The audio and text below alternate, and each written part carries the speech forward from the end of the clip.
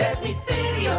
Imagine a world where you can represent your favorite horror movies right on your body. Well, now you can with the first ever Dead Meat Video featured selection. Hell House, LLC. Experience the horror of New York's scariest haunted house tour with Dead Meat Video's Hell House t-shirt.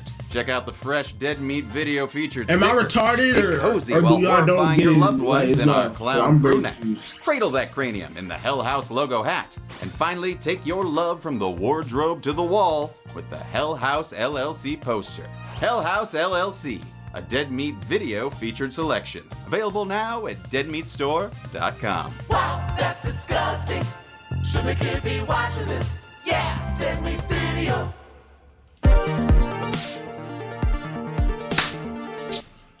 Oh, let's get to it. I fuck with the Sinners.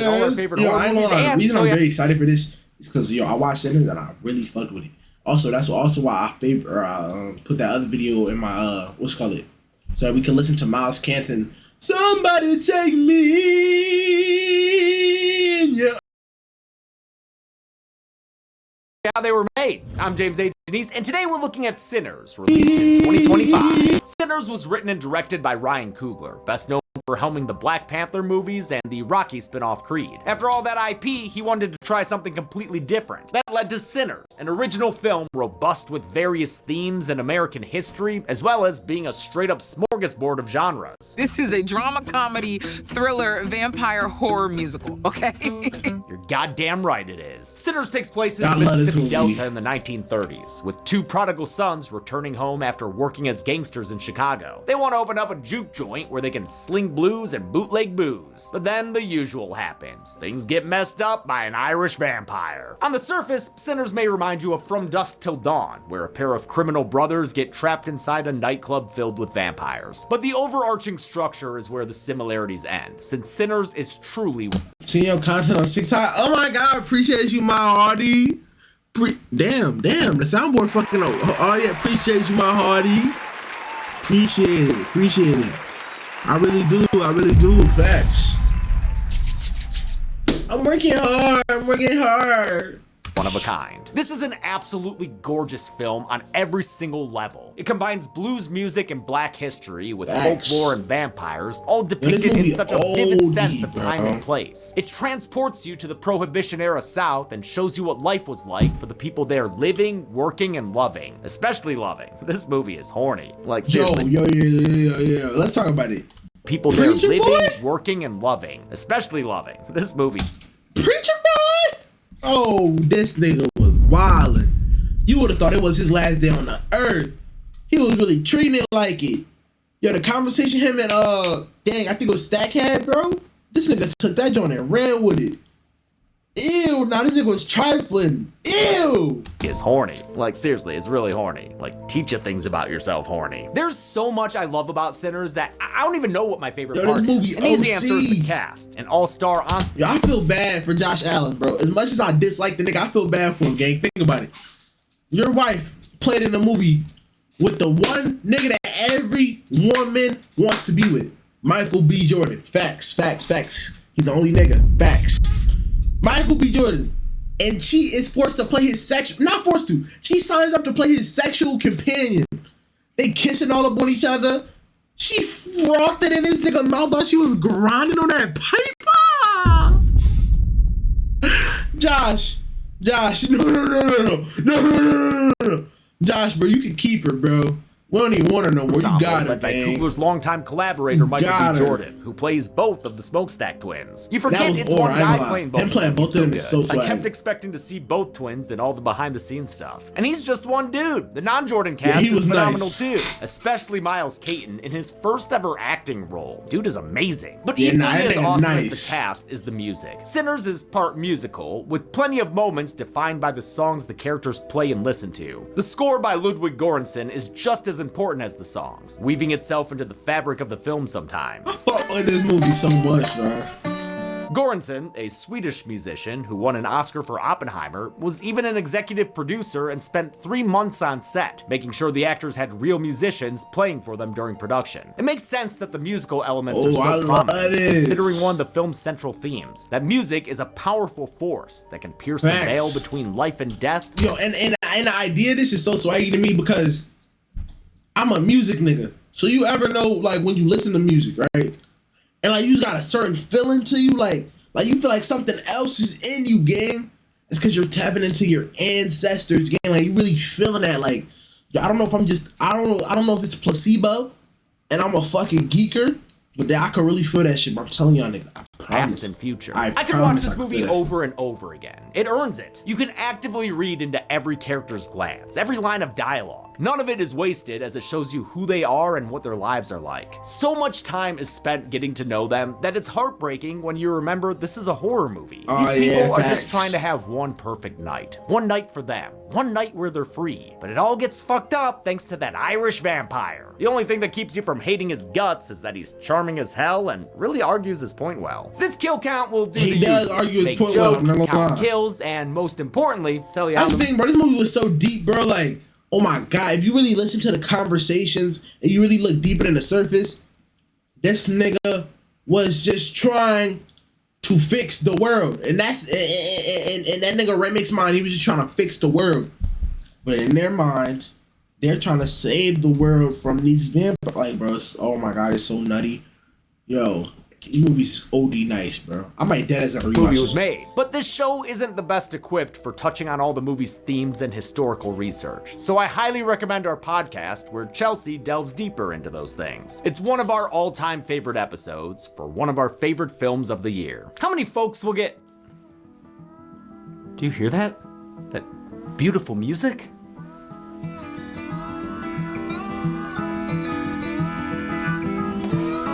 Yo, this nigga James is next level, bro. Oh, it's an ad. Humans are so easily It's an ad. Yep. I knew it. How many folks will get smoked and stacked in this juke joint jamboree? Let's find out and get to the kills. The movie begins talking about music that transcends time, made by people from all over the world. In ancient Ireland, they were called Fili. Among the Choctaw, they were firekeepers. And in West Africa, they're called griots.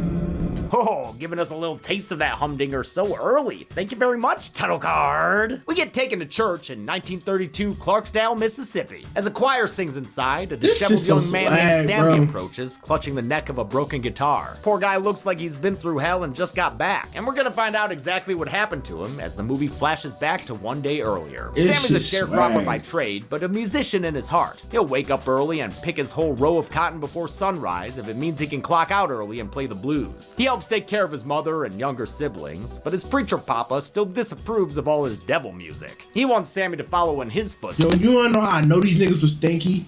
This nigga Sammy, like, no, and I know it was old times, bro. They wasn't very fortunate, you know what I'm saying? I understand. But just the fact, the nigga reaching a bucket through water under his underarms and doing a whole outfit.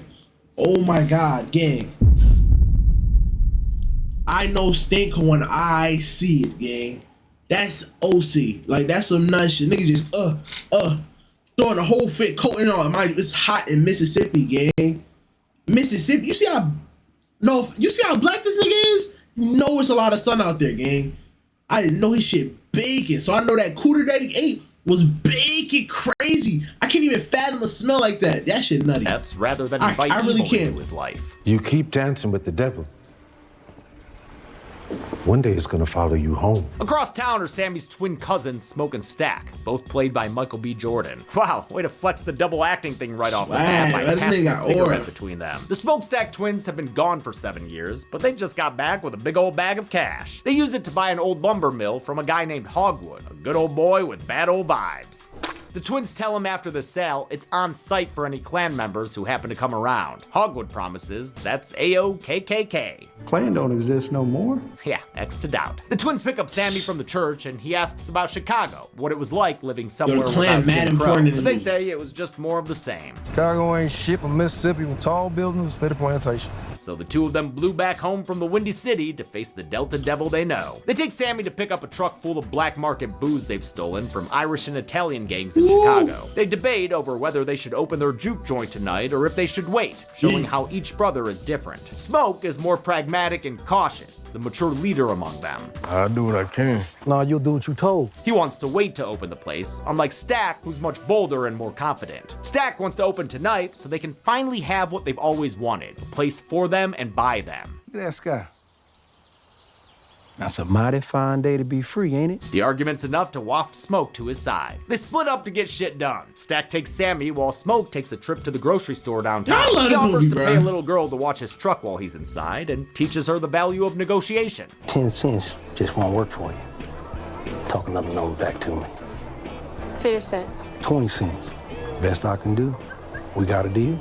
It's a great character moment, showing how he's a yeah, I noble fuck gangster. with He this, cares bruh. about his community and wants his people to know their worth. At the same time, he is still a gangster who was just working for Al Capone. That's why he shoots a wannabe thief right in the butt. Terry? Boy, how you been? I was doing better before you shot me in the ass. He even shoots the other one to preserve his reputation, but pays to patch them up as part of his sense of justice. Smoke talks to an old friend, fat Chinese racks. store owner Bo Chow. Back in the He day, offers him a yo, wad that of nigga had cash for fat a raw racks. quarter of catfish and have Bo's wife Grace paint a sign for the juke joint. Bo sent his daughter Lisa to get Grace from their other store. It's across the street on the white fat side of the racks. segregated downtown. I wonder if it's called fair prices for fair skins. The movie never explicitly mentions this segregation in any dialogue, but the awesome unbroken one-shot of Lisa crossing the street highlights the invisible line, which is kind of like 8 Mile. The shot also shows how this Chinese family, Hold on. Let me roll this shit back. I wonder if it's called fair prices for fair skins. The movie never explicitly mentions this I segregation never peeped that. in It's any black over here and it's dialogue, white but over the there. I awesome never peeped unbroken that. one-shot Never of peeped that. Lisa That's why I gotta crossing the watch this shit, street bro. highlights the invisible line, which is kind of like 8 Mile. The shot also shows how this Chinese family straddles the line between black and white. Ryan Coogler based the Cho family on a real community of Chinese Americans in the Mississippi Delta during this time, many of whom actually did own separate and segregated grocery stores. Coogler even had a consultant to make sure everything was accurate, journalist and filmmaker Dolly Lee, who made a documentary on the subject. Every aspect of Sinners was heavily researched, with various consultants who were experts in their fields. To play Smoke and Stack, Michael B. Jordan relied on filmmakers Noah and Logan Miller as identical twin consultants. They taught him how twins tend to fill in for each other's weaknesses and are often dominant in different areas of life. Jordan gave Smoke and Stack different mannerisms, postures, and even slightly different voices with the help of a dialect coach. Their costuming highlights the twins' differences even more. Stack is decked out in vibrant red and showy accessories, since he's more passionate and runs hot, while Smoke prefers simpler clothes in a subtler blue, since he's the cool, calm, collected. Yo, this movie's so fucking swaggy. Yo, this movie's so fucking swaggy, bro. This legendary movie, bro. I'm really sitting here reminiscing. This movie fire, bro. Watching it, oh my god, yeah. Jordan's dual performance is matched by the technical marvel of having both brothers on screen at the same time. This was done in different ways, depending on what the scene was. Sometimes they'd use a techno dolly programmed with the shot movements and simply film the scene twice. Jordan would play one character against his twin double Percy Bell, then change outfits and play the second brother in the same scene. If the shot was simple enough, it was just a matter of splicing the two takes together. That was how they did the cigarette pass-off, with a thin fiber filament helping the actors know where the cigarette had to land each time they filmed. For more complicated scenes, like when the brothers move around each other or physically interact, more visual effects were needed. Jordan and Bell would once again have to film each scene twice. I don't think you understand how good, like, I never seen a nigga play 2 roles at the same time. Yo, that shit was so swaggy, bro. Even now, I just think that shit's swag. Jordan could play both That's brothers, swag, but bro. during these takes, he'd wear a halo rig made up of 10 cameras to capture his face in 360 degrees. Thing looks like a saw trap by way of Black Mirror. It's amazing he could give a good performance under these conditions. VFX supervisor Michael Rollins had worked with an Australian team to map Jordan's face onto Bell's body using digital face replacement. To make sure their expressions mapped properly, they had to film both actors doing as many facial expressions as possible. Stack and Sammy are catching up in the car with the older cousin teaching This movie's so fucking cold, bro. Yo, this movie's so him the cold, bro. important things in life. Every cool's got a button on it towards the top. And you want to keep a woman. You find it, lick that. Not too hard, not too soft either. Since Sammy's old enough for an oral sex tutorial, he figures he's These also old niggas enough freaky to ask as what hell. happened to his uncle 7 years ago. Rumor is the twins killed their dad. Nah, we ain't kill him. Smoke did. One night when their father beat Stack hard enough to knock him out, Smoke made sure he would never do it again. Smoked his ass. Stack changes the subject to Sammy's guitar and tells him to put it to use, and boy does he. Traveling, I don't know why the world I'm here. Oh my god, yo, this movie so swag, Stack boy. reacts like Coogler after seeing the opening weekend box office. We gonna make some money. But Sinners is far from a cash grab. It was a deeply personal work for Coogler. It was inspired by his uncle James, who was a sharecropper in Mississippi whom Coogler would listen to blues music with. His uncle passed away while Coogler was busy making Creed, and Sinners was made partially as a love letter to him. This is me at my most exposed, artistically. Maybe that's why he was able to write it so quickly. He got the screenplay done in only 2 months. My reaction when I first read the script was, I can't believe you turned it in on time. Stack takes his younger cousin to the train station, which is full of buskers. It's basically Hollywood Boulevard, minus one sad-looking SpongeBob. They meet with Delta Slim, a man who can play the piano and drink himself stupid. Stack offers him $20 to play the juke joint opening tonight, but Slim wants to make sure the juke ain't a fluke before he flakes on a steady gig he's got. Stack's like his brother, though, and is always ready with a counteroffer. He wins Slim over by promising twice the pay and all the ice-cold Irish beer he could drink. Stack drums up business for the joint by having Sammy and Delta Slim play together. Actor Delroy Lindo didn't play any instruments prior to production, but attended daily piano lessons to prepare. For his harmonica performance, Lindo simply mimed it, while musician Bobby Rush played live on set. After the set, Sammy shoots a shot with a hot singer named Pearline. Ooh wee! I'm giving him a, I know I'm talking about how nasty he was, boy. Boy, do I understand it, boy. Do I understand you? Dirty coos. Tells him she's married. Careful, boy. You gonna bite off more than you can chew. Damn, your boy got game. It must be one of the family, because Sammy sees a white lady looking like she wants to climb that stack. Wait, no, actually, she's pissed. Mary is Stack's ex-lover, whom he broke up with. Once again, oh my god. Yo, they had some pics. Yeah, I'm keeping it a buck. Woo! They had some pics. I'm gonna keep it. I heard you loud and clear, but then you stuck your tongue in my coos and fucked me so hard, I figured you changed your mind. Oh, goddamn, Mary, in public? Stack blew out her back, but he also broke her heart. And now he doesn't want to mess with her, because she married a white man in Arkansas. He drives her away with cruelty, but damn, does he love to watch her leave. Maybe she ain't one. With Delta Slim in tow, they head to their next stop and spot a chain gang along the way. Their former fellow inmates. I don't need light white Johns. Ooh, somebody take me to a room tonight. Hey. Of Slims, and he tells a story of when he was in jail with his friend named Rice. They were musicians arrested for vagrancy, but the white cops gave them their instruments back and made them play for entertainment. They liked their music so much, they took them to a fancy house party where they passed around a hat and collected money. See, white folks say they like the blues just fine. They just don't like the people who make it. Rice tried to take his earnings and start a church in Little Rock, but a Klansman accused him of stealing the money and raping a white woman. Rice was robbed and lynched right there at the train station. Coogler decided to tell this story through haunting sound design rather than any visuals. You can hear Rice's last words as Slim recalls them with pain. And a lynching right there in the railroad station. The memory wounds him so much, he can't help but hum a cathartic melody. Sammy joins in on the guitar to bring the song to life. It's a powerful moment, showing in real time the roots of blues music as Black American self-expression. That shit traumatic, bro. Rest in peace those black men who got lynched also. Rest in peace those men, bro. This shit's sad, bro.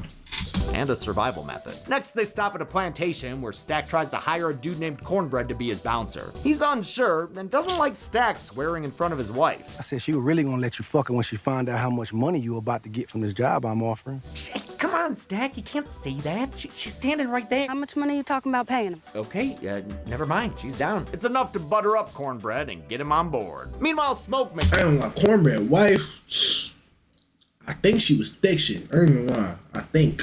Stop to lay some flowers at an upsettingly tiny grave. Papa's here. He's confronted by Annie, the wife he left behind after their infant daughter died. Annie's played by Wunmi Mosaku, a Nigerian-British actress who was in Lovecraft Country and His House. Hey, she Annie did is her a conjure thing. woman, a nurse, a healer, and a practitioner of hoodoo, a spiritual practice originating from enslaved Africans in the South. It has strong ties to nature, ancestry, and the connections between the living and the dead, tying in perfectly to the film's themes. Coogler and his wife and producer Zinzi Coogler brought on a hoodoo consultant to make sure they accurately portrayed Annie's practice. Annie is a strong believer in supernatural forces, while Smoke claims to only believe in the power of money. But he still wears the protective mojo bag Annie made for him all.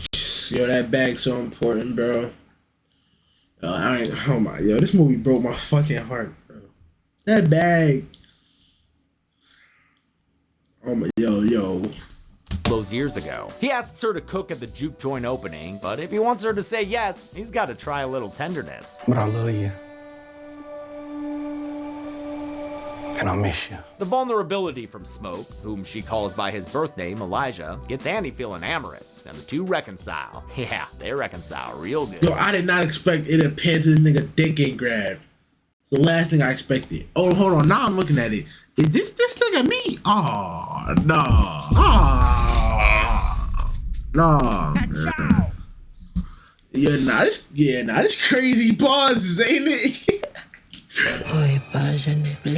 Oh, they're reconciling right there in the shop. Damn, man. Hope those little kid customers don't come back. Sinners spends 40 minutes introducing its characters. It concludes the table setting with a culmination of all the musical themes we've been hearing in the score. As the sun sets, dissonant chords join in to take us into Act 2. All those people we just met and fell in love with, they about to have their perfect night ruined, thanks to a smoking stranger who drops from the sky and drags himself to the nearest doorstep. Inside is married couple Bert and Joan, who don't like visitors around these parts. The stranger, Remick, begs for help, and after spotting a Klan hood through the door, plays on their racism. He tells them he was attacked by members of the Choctaw tribe. With that and a little bit of gold, he wins them over. A group of Choctaw men arrive shortly after, saying they're hunting a dangerous man who isn't what he seems. God forbid you let him into your home. Joan's too racist to heed their warnings, and with the sun setting, they give her good blessings and leave. Hey, they tried. I would have been just like them niggas. Them niggas showed up one time during the movie. After that, we did not see them no more.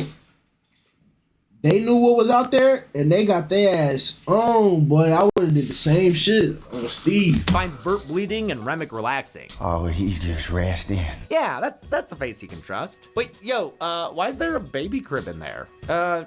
Where's the baby for that crib? We never find out, but we will put Bert on the count when he gets back up with a pretty smile. Dude's been turned into a vampire and does the same to Joan off screen, so we'll add her to the count as well. As a reminder, we count it as a kill when someone turns into a vampire. We did the same thing in From Dusk Till Dawn, an inspiration for this film. Sinners was also inspired by Robert Rodriguez's other horror film, The Faculty, as well as Invasion of the Body Snatchers, Inside Llewyn Davis, an episode of The Twilight Zone, the song Wang Dang Doodle, and Stephen King's Salem's Lot. Coogler said he wanted Sinners to feel like you were reading Salem's Lot while listening to the best blues record and eating a bowl of spicy gumbo. This is a full meal of a movie. It's opening night at Club Juke and the joint is Hey, man, this movie had so much. Oh, bro, I could beat my shit to this movie. Whiskey, Irish beer, and Italian wine to drink, Annie's food to eat, and plenty of music to dance to. Everyone's having a good time, except for Smoke when he sees a customer buy a drink with a wooden nickel. Sharecroppers in this era were often paid in wooden nickels that could only be exchanged for specific goods at specific stores. The practical Smoke wants everyone to pay in cold hard American cash. I don't know hoodoo, and I can't talk slick, but I know business. Business! But Stack is in the business of people and wants everyone to have a good time and become repeat customers. The Juke Joint was one of many sets built from scratch by production designer Hannah Beechler. She was able to give everything an authentic look for the time and place, especially the segregated street where the show business is. Though the film is set in the Mississippi Delta, it was actually shot in Louisiana, where they could take advantage of infrastructure, tax credits, and use a local crew. Pearline arrives, and lucky for Sammy, she left her husband at home. But you seem like such a nice young man. I ain't always nice. Ain't that young either. Casting Sammy took a global search for someone who could act, play guitar, and sing with a voice beyond his age. Miles Caton, a 19-year-old pianist and singer with no prior film experience, was singing backup for her when he heard about the role. He submitted an audition even though he couldn't play guitar. He taught himself between the time he was cast and when production began. To prep, he studied blues musicians recommended by Coogler like Howlin' Wolf, Charlie Patton, and Buddy Guy. Mary's the next one to show up, and niggas learned the whole skills for this shit. Oh my god, nah, this shit hard, bro. I love this shit, man. I love it. The joint already knows her, except for Sammy, but she knows him from when he was younger, and now that he's all grown up, she offers to buy him a drink. He asks about her heritage. What are you? I'm a human being. She tells him her maternal grandfather was half black and that she grew up in the local black community. That's how she met and fell in love with Stack, who's still trying to keep her away. Stack clearly still loves Mary, but wants to keep her safe, which is why he broke up with her in the first place. Being with him will only lead to trouble, so he tells her to go back to Little Rock and be with her rich white husband. Yo, I forgot to tell y'all niggas, bro. Earlier, I snorted protein powder, bro. That shit was crazy. I don't know why I did that shit. Yeah, nah, that shit was nutty. But Mary never wanted that life. Oh, that shit was your idea. I didn't want no white man. I didn't want to be white. I wanted to be with you. Mary's racial background is a big part of her character, with her mixed status leading to cultural alienation. It's something the blackening brought up as well, only in a much more comedic way. Mary's 1/8 blackness was surprisingly accurate for actress Haley Steinfeld, who didn't know the details of her heritage until she did research for this role. That was when she found out her mom's dad was half black, just like her character. Delta Slim livens up the party. I think she be saying nigga. I feel like, fuck you, bro. She might as well. Not saying I'm telling her to say it. I'm saying if I was her, that's how I would be. Also, fuck it, bro. Cause look, hey, by calling Sammy up to the stage. He introduces himself as Preacher Boy and sings a song he wrote for his father. His performance of I Lied to You, written by singer-songwriter Raphael Sadiq, gives us one of the best one-shots I have ever seen. And I'm not being hyperbolic. This is the kind of thing cinema was made for. Nah, I need the real thing. I'm sorry, bro. I need the real thing. I'm sorry. I dead need the real thing.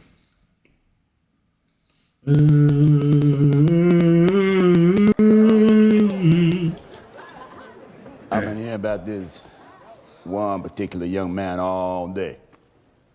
He's supposed to be a bad blues man. Bad blues? Where you at? Come on here, man. Ooh, hold on. Let me really lock in.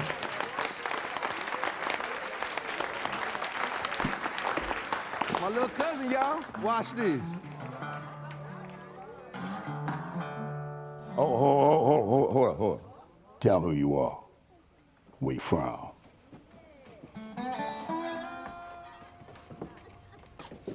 I'm Sammy Moore.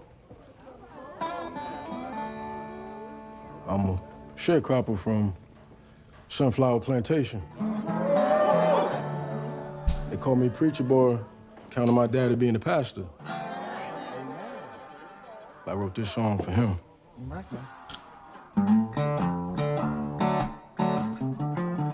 Something I've been wanting to tell you for a long time. It might hurt you, hope you don't lose your mind. Well, I was just a boy, about 8 years old. You threw me a Bible on that Mississippi road. See, I love you, Papa, you did all you could do. And they say the truth hurts, so I lied to you. Yes, I lied to you. I love the blues.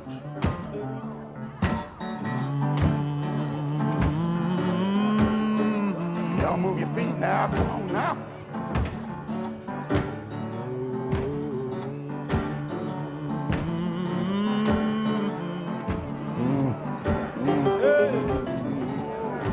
Somebody take me in your arms tonight. All right. Somebody take me in your arms tonight. Yeah. Somebody take me in your arms tonight. Blues wasn't forced on us like that religion. So we brought this with us from home. It's magic what we do. It's sacred. And big.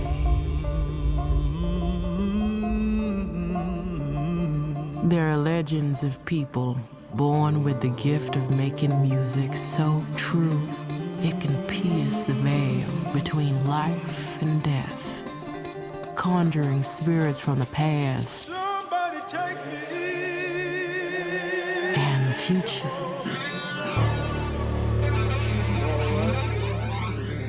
Somebody take me in your arms tonight. Somebody take me.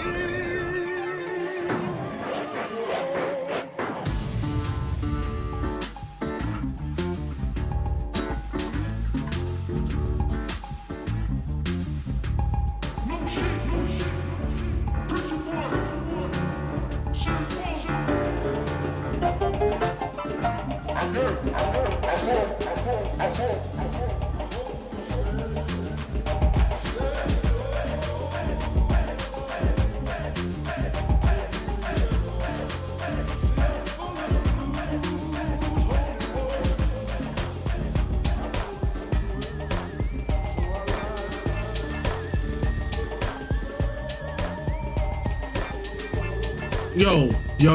One thing I love about this, I'm sorry to interrupt. I'm so sorry. Bro, the showing the different cultures that are in the building, bro. Because not everybody the same type of black. Not everybody the same type of African.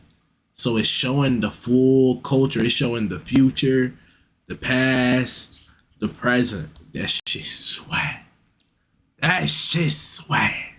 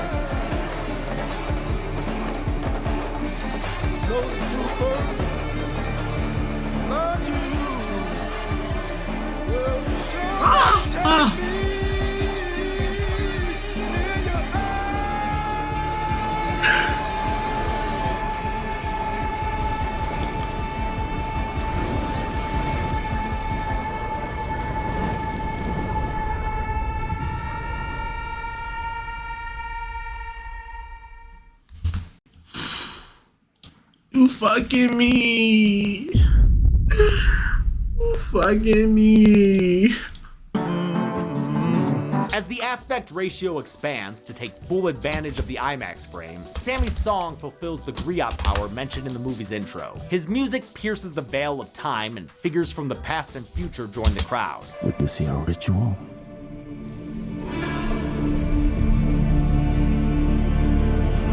we heal our people. We be free. It turns into the house from Mother as ancient musicians and 16th century West African dancers are joined by 70s electric guitarists and DJs. When the camera continues the unbroken shot and swings by to pick up the Chos, their heritage is added into the mix with Chinese dancers past and future. The scale and coordination that was needed for this sequence is nothing short of mind-blowing. The precise choreography was rehearsed for weeks ahead of time in a warehouse. They performed to the song played live on set, which meant it had to be finished super early.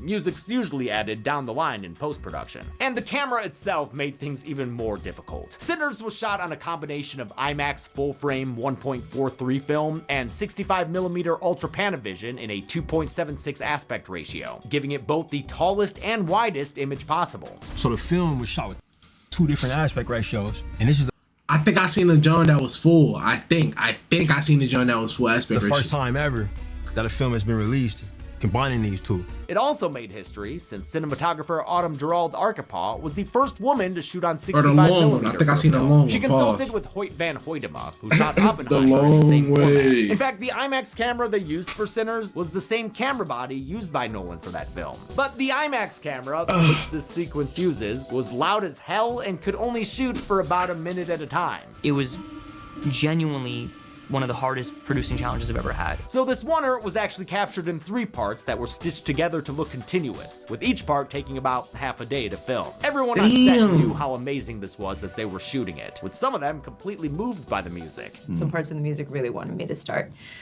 twerking, which is something I don't know how to do. The sequence includes an upward shot. That's bullshit.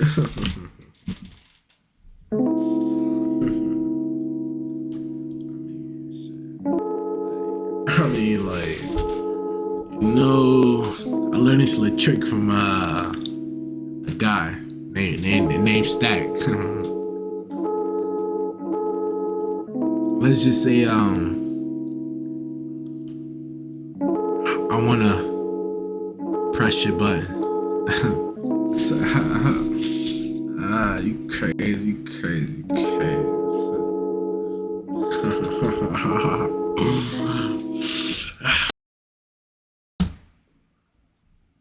Out of the place's roof on fire, which was achieved practically by the effects team. The burn was the very last thing they shot. It was kind of cathartic, actually, to finish the movie with burning our hero set. It's also a perfect turning point for the movie. It's a culmination of its reverence for music and the transition into dark times for our characters, because this literal barn burner attracts Remick and his new vampire pals.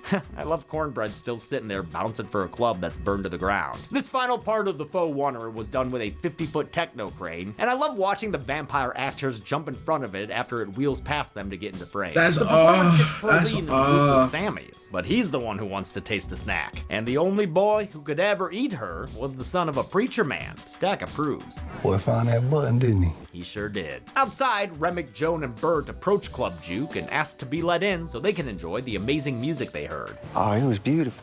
Goddamn beautiful voice. Even through these walls. They introduce themselves to the understandably suspicious Smokestack twins. Y'all clan? Sir.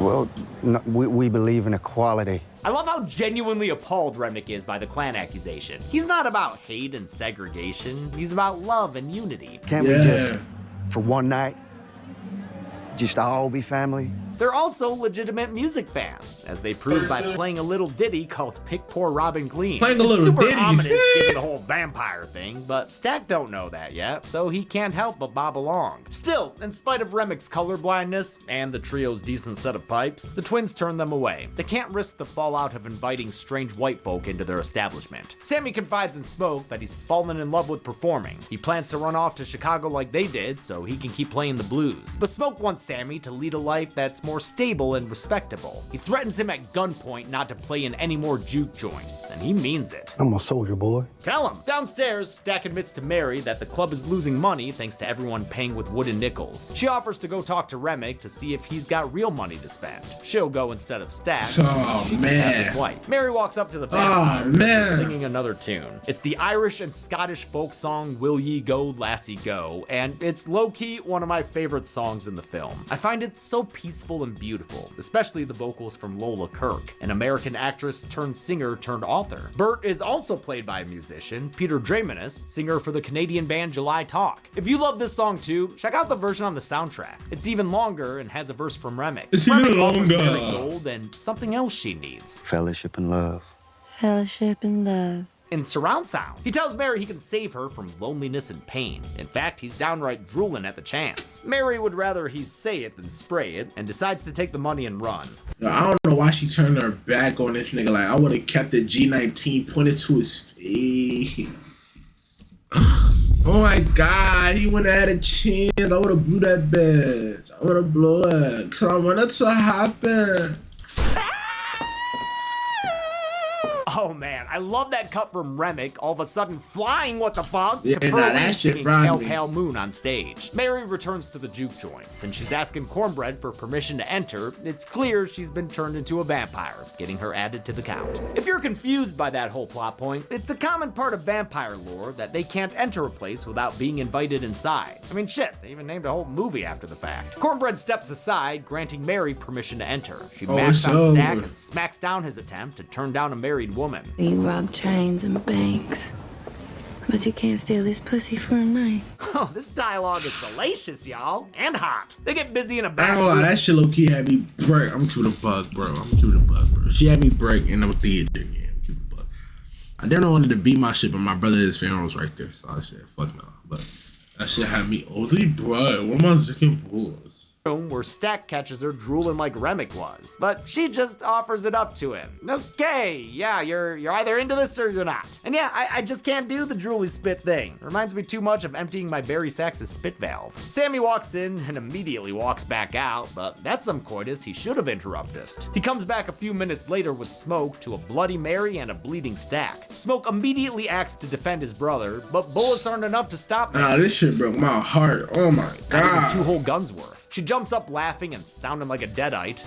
We're gonna kill every last one of you. Then tee-hees away into the night. Smoke rushes to his brother's side, but it's too late. Stack bleeds out, and you can really feel Smoke's pain as his brother dies. It's like losing a part of himself. Actually, kind of literally. Stack's death kind of kills the whole party vibe, so Slim sends everybody home. Dude's been filling in as bouncer for the past hour since Cornbread left to take a leak and never came back. Bo is afraid. I think Cornbread got his dick bit off. I think they're like, you want some head, Cornbread? You want some head, Cornbread? We suck on that airwa. We suck on your airwa. Of what's happening. I think he tried to fuck their daughter, so he leaves to get the car and bring it around for her. Annie realizes they're up against something supernatural because of what Mary said before she fled. Oh, and also the whole surviving all those bullets thing. She urges Smoke to take Stack's body outside, but he's too lost in his grief to listen. Cornbread returns, but keeps standing outside, waiting for them to let him in. That means he's been turned into a vampire, possibly mid-piss, and so we can add him to the count. He tries to get in during a hilarious scene where Annie clocks his weird behavior and he tries to justify it. Now we out here playing games, telling ghost stories in place of doing what we ought to do. And what is it we supposed to be doing? Yo, I ain't gonna lie. I thought I was the only nigga that felt confused when the movie showed that other characters in the movie felt confused. So like that feeling of confusion was like universal. That shit got me like, that made me like the movie more. It's like the small details. I swear, it's the small details.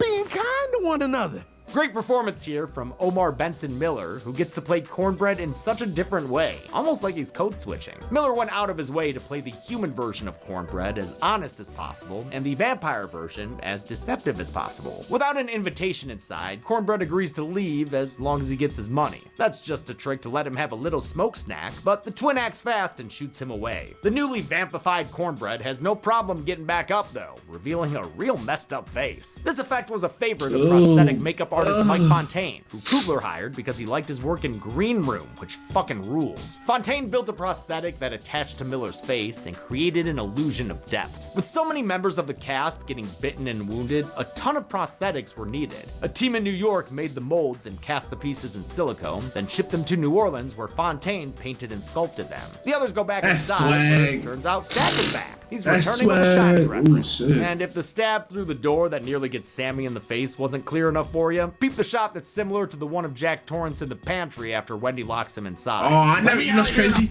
I never seen that movie, but that's swagger now. Forget the whole goddamn thing. Stack is also begging to be let free, but Annie warns Smoke not to open the door since that's not his brother anymore. She thinks Stack and Mary are haints, malevolent spirits possessing the bodies of their fallen loved ones. But when Stack breaks down the door and gets scared off by a jar of pickled garlic to the face, she adjusts her hypothesis. These ain't haints. They're vampires. Annie tells the group that vampires can be hurt with garlic, silver, and holy water. Bullets will do a decent job slowing them down, but they can only be killed with sunlight or a wooden stake through the heart. They may share a connection to the vampire who... I know, this movie made me feel a different type of hatred towards women, gang. I'm gonna keep it a buck. Now listen, let me explain. That's bad PR, but look, let me explain. I hate niggas too. Don't get me wrong. I fucking hate niggas. Actually, I think women are better than niggas. But why did they have to make a woman fucking yell out of the building to tell the vampires to come in? And oh my god, holy shit, that was literally the entire downfall. Over a nigga that you know is dead. You know that nigga's dead. And you're, come in! Yo, I would have shot her dumb ass soon as she start tripping over her husband. You could trip on the yacht outside, bitch. Blah, blah, blah. I'm busting her shit. I'm gonna keep it on. I'm juicing her shit. I'm keeping it a buck, bro. Created them, but they'll still have to be killed one at a time. And unfortunately, I hate there's no that. turning them back. They're stuck being vampires, so the best thing they can do is kill them and free them of the curse. She throws bones to tell her fortune, and whatever she sees must be bleak. She makes Smoke promise to stake her if she gets bitten, rather than live life as a vampire. They find a body lying in a pool of blood and carry it outside before it can rise again. While they're out there, they hear a folk song, because Remic's having himself a little music festival and singing the Rocky Road to Dublin. I love Cornbread back there looking like a cartoon bear. As Remic dances, we see what happened to all the juke joint patrons who left a little bit ago. We counted 65 of them having been turned into vampires and now joining Remic in the song and dance. Writers Tim and Addison used a later wide shot and figured out a way to get a conservative count, meaning not double counting anyone, even though it was hard as hell with all of them dancing around like this. And you can't blame them for not holding still. This song's an absolute banger. Shit, I think it rivals Can I hear that little my shit? favorite sequence. I just love watching all these black folk enjoying an Irish jig as Remic shares his culture with them. I know a lot of people thought of Remic as a cultural vampire, a white man trying to take black culture for his own, but I don't think that's quite right. Anyone can have their own interpretation, of course, and I get why that's a reading of the film, but even Coogler disagrees with it. There's nothing here that suggests Remic doesn't have a culture of his own. He absolutely does. It's rich and it's deep, and he lost it to colonizers, as he explains later in the film. Remic being Irish was an important part of the character, since the Irish weren't considered white when they first migrated to America, at least not culturally, like on par with white Anglo-Saxon Protestants. Coogler and his kids are also obsessed with Irish folk music, an interest he's had since he was a kid and fell in love with the decom, The Luck of the Irish. And shit, this isn't even the first horror film to mix black and Irish culture. Look no further than my favorite frenemy, The Little Shit. Remic is played by Jack O'Connell, who was already experienced in Irish dance. He had taken lessons starting around age 6 and even won several trophies. Before he left London to shoot Sinners, he worked with a dance teacher to plan out Remic's jig, so it would basically be ready to go when he arrived on set. He described shooting Rocky Road to Dublin as both demented and transcendent, with everyone dancing deliriously until the sun came up. He said recording songs during the day and shooting at night made him feel like a pop star. There were days I just felt like Beyonce. The song is filled out by an amazing choir who recorded their part in New Orleans. I want it to happen.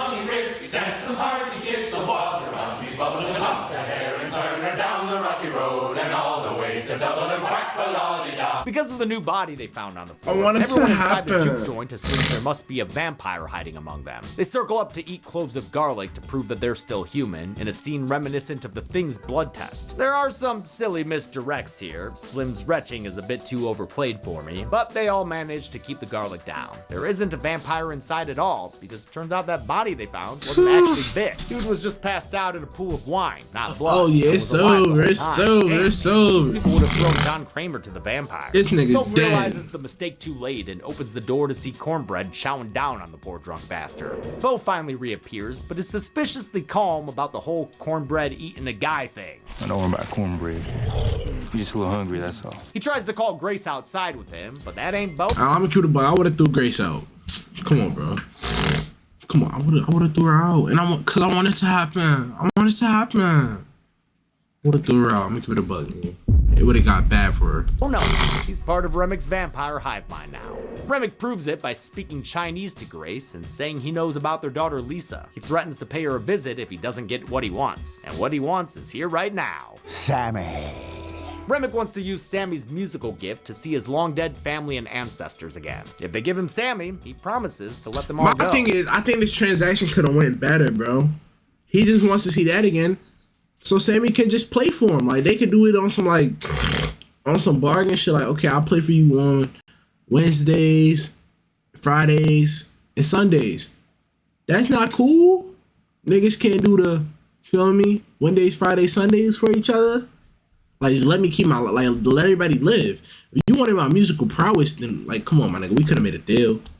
When they refuse, he cooks up a different pitch and tells them they were doomed either way, since that Hogwood guy is the Grand Dragon of the KKK. He only sold the twins the mill so they could come back later and kill everyone inside. You built something here tonight, and it was beautiful. But it was built on a lie. Remick learned this after turning Burke, who happens to be Hogwood's nephew. And since Stack is part of the hive mind too, he's able to back up this disappointing fact. Who's never gonna be free? The twins thought they had found freedom, but it was only an illusion. Remick promises Smoke that if he joins them in Vampirehood, he can really be free. We're gonna start ourselves a new clan based on love. Smoke briefly considers joining his brother, but the others pull him back and shut the door on that idea. A terrified and furious Grace heads to the bar and pours herself a Molotov cocktail. She wants to fight the vampires to death so she can save her daughter from becoming a target. Outside, the This bitch so weak, she ain't even thinking of the possibility that her daughter could already be a vampire, bro. Your daughter probably already got big, gang. It's over. It's over. Fire surrounds the Juke and sings an eerie version of Pick Poor Robin Clean. A huge part of making the vampires look inhuman was their eyes, which reflect light like a cat's. This effect was achieved with hand-painted contacts that covered their entire pupils, blinding the actors so much they had to be led around on set. The injuries afflicted on and by the vampires were inspired by animals too, with the team referencing animal attacks for the bites and burns. The others try to hold her back, but there's no saving Grace. If they won't let her bring the fight outside, she'll just invite them all to tango in here. Come on in, you motherfucker! The aspect ratio expands again for a fight scene as the vampire horde swarm. Yo, I like that. Made it feel like a video game or something, bro. Like the screen busting out the bando out of nowhere. I fuck with that. The building. Sammy and the others open fire as Grace starts a fire with a deflected Molotov. Her dumb Next time we ass. see her, she's driving a stake through her husband's chest as they both go up in flames. Damn, that's tragic. Even though guns can't kill the vamps, they do a pretty good job holding them off. Only 3 juke joint patrons get bitten in the ambush, which yeah, sucks for those guys, but still, pretty good rate. The first few times I saw this movie, I thought this was a mistake. I had assumed they cleared the place out of all the non-named characters and that there shouldn't be any red shirts left to get murdered. But turns out they are still around, just unreasonably absent from the background of most shots. You can see them on the very edges of the frame sometime. One of them was a dude who helped Cornbread man the door earlier. Wish they had been more visible leading up to this scene. As for vampire deaths, we counted 8 total. Annie manages to take out 3 of them, the last one making up for Perline's bad aim. Delta Slim stakes 2, and I think we see a background juke joint patron staking 1 more behind Perline. Finally, Smoke gets 2, including Bert, whom he shoots in the head, and I guess I'll count it because we never see him again. Annie splashes holy water in Remick's face and realizes the other vampires can feel his pain through the hive mind. But when she takes a moment to tell Smoke this discovery, oh my god, yo, nah, this shit got, oh my, yo, this movie was a real heartbreaker, bro. I'm reminiscing. She really got bit by this nigga, bro. That shit crazy, bro.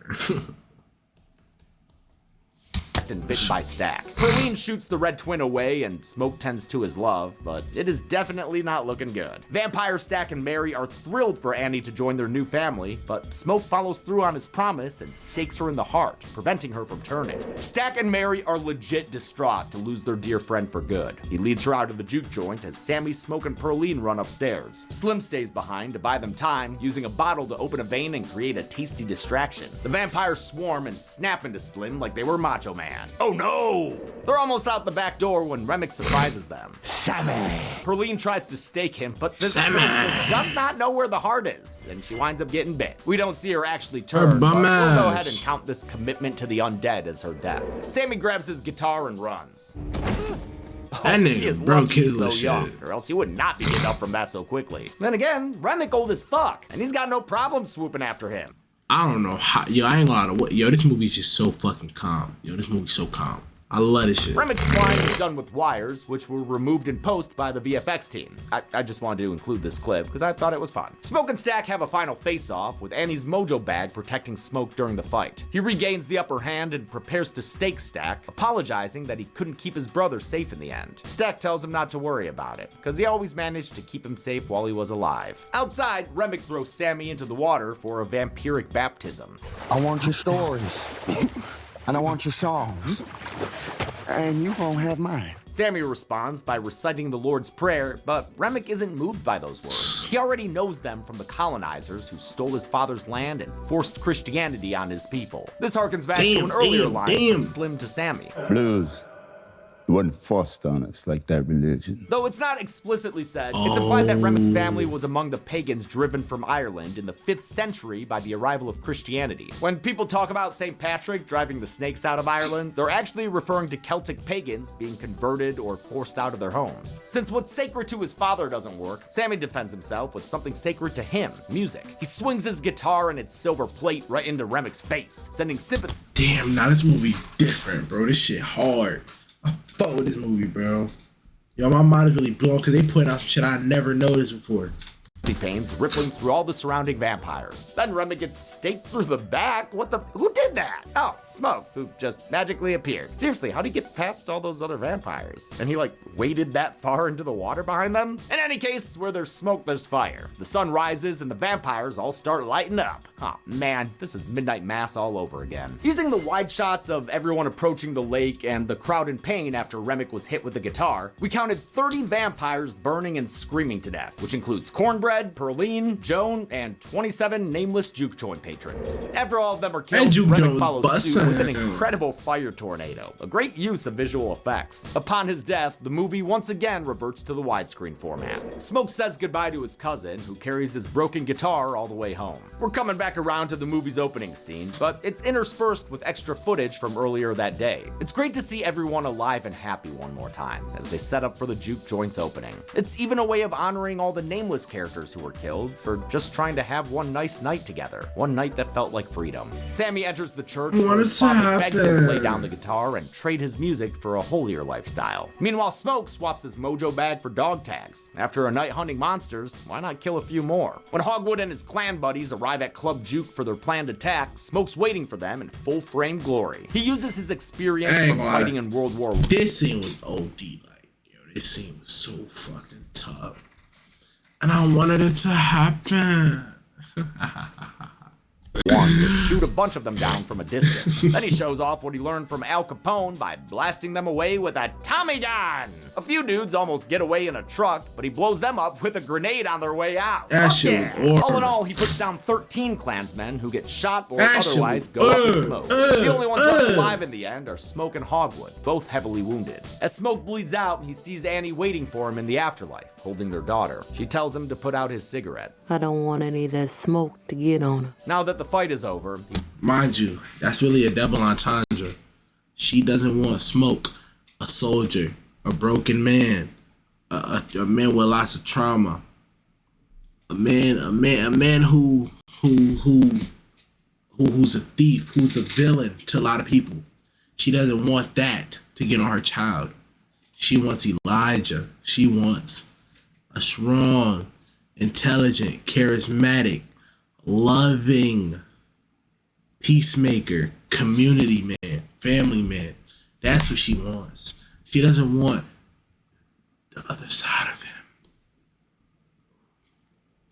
He can leave Smoke behind and just be Elijah. He can be a husband, be a father, be at peace. As soon as he shuts Hogwood up with a bunch of bullets. There we go. Job well done. And he hands Elijah their daughter. Papa's here. And then he dies, off to join his family in the afterlife. Meanwhile, Sammy decides to leave his family behind. He's chosen the guitar and is driving off into an uncertain future, much like the 30s blues artist Robert Johnson, who, legend has it, sold his soul to the devil at a Mississippi Delta crossroads in exchange for musical commercial success. But even though the credits start to roll, you'd best sit your ass down, you eager to leave motherfuckers, because Sinners has another ending with a mid-credit scene. It's set in 1992, and a 70-something Sammy is still rocking. Easy to believe, since he's played by real-life blues legend Buddy Guy, who was one of Coogler's uncle's favorite musicians. Like Sammy, Guy spent his early life as a sharecropper before becoming a musician. In spite of him being almost 88 at the time of filming, Guy was a real champ about the long hours and overnight shoots. Well, I'm ready to roll now. He even played a blues concert for the crew after they rapped. Musicians are just built different. Sammy plays a set and has a drink at his own personal club, named Perline after the finest seafood he ever ate. He gets a pair of late-night visitors listeners who end up being Stack and Mary. They've been living their best vampire lives all these years, and have really been keeping up with the latest fashion trends. Stack says that Smoke didn't kill him in the barn when he had him dead to rights during that fight. He let Stack live under one condition. He and Mary leave Sammy be and let him live out his life. Now Stack can smell that Sammy's going to die soon, and he offers him immortality with a vampire bite. Sammy turns it down though, saying he's lived enough life for one life, but he'll play a request from Stack on his old acoustic. As Stack and Mary leave, Sammy tells them that he's lived his life traumatized by the night the juke joint opened. But before the sun went down,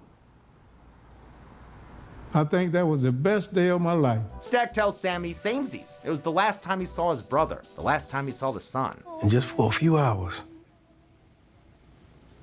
it was free. Oh, fuck, I love this movie. And for the extra patient viewer, the movie truly ends with a little post-credit scene of Sammy playing This Little Light of Mine. How many buddies, guys, and gals were left dead in the Delta? Let's... I'm borderline ready to cry, bro. This movie is so fucking good, bro. This movie is so great. Find out and give you the numbers. Oh, James! Oh, sorry, I didn't mean to startle you there. Hey, you mind if I come on into that kill count set right there? Zorn, what are you doing, man? Oh, I'm just out here enjoying all this beautiful nature. And I just caught a glance of you on that kill count set, and it looks mighty warm and cozy. Mind if I pop in? You've never asked for permission before. Well, you know, it was just common courtesy to ask. So why don't you just invite me in so we can do what we're supposed to be doing? And what is it we're supposed to be doing? Get to the numbers with one another! Huh? I'm gonna do that by myself. No. Yeah. No, please, just, I want to do the numbers. You can stay out there. No, I don't get to do so many of them. Let me in! Let me in! I don't want to be a mime! Yo, this nigga James is fried, bro. His mind is fried, bro. I'm telling you. He counted 134 all the lit niggas' kills minds / is vampire fried. turnings and sinners. The victims consisted of 48 women and 86 men, giving us a nearly 2-to-1 ratio of dudes, but honestly, that's less uneven than a lot of pie charts with this many ingredients. In the pantheon of kill counts, Sinners has 1 more kill than the first Purge, but 9 fewer than Dawn of the Dead and the Forever Purge. And with a runtime of 137 minutes, we had a kill on average just over every minute. I'll give the Golden Chainsaw for this kill to Remick. A lot of good spurty blood and other deaths, but I love the climactic bad guy kill with the awesome fire tornado effect. Plus, it gives us that nice 2-shot of Smoke and Sammy. Dull Machete for lamest kill will go to Joan, whose first death / vampire turning happens entirely off screen. And that's it. Sinners was released in 2025 and became the highest grossing original horror film in domestic box office history. I can't wait to see how many nominations it gets at next year's Horror Awards. Until next time, I'm James A. Janice. This has been the Kill Count. On the next Kill Count. Yo, I ain't gonna lie, yo, that movie's OD. Shout out James A. Janice, shout out Dead Meat. Oh my god, yo, nah, that movie's so great.